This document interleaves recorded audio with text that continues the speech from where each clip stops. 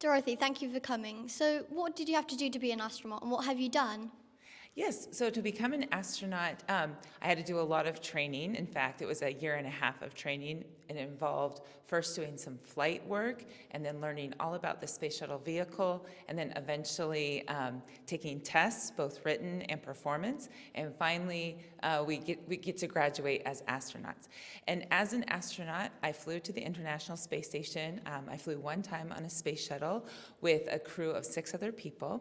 And while we were there, we carried up 6 tons of equipment. So we brought up all this science, even a bedroom for astronauts. And I was part of a team where 2 people went outside and did the spacewalk, and I talked to them the whole time. So I was the inside crew member helping and directing them. And so we did a series of 3 spacewalks. And then I just really got to enjoy a few days of space too. So, I'm sure everyone asked you this, but what's it like being in space? Space is so beautiful, both looking back at Earth and all the orbits that we make, seeing different places, including, like, I remember looking down on England about 8 minutes into our flight, because that's where we've come from Florida to right across Great Britain.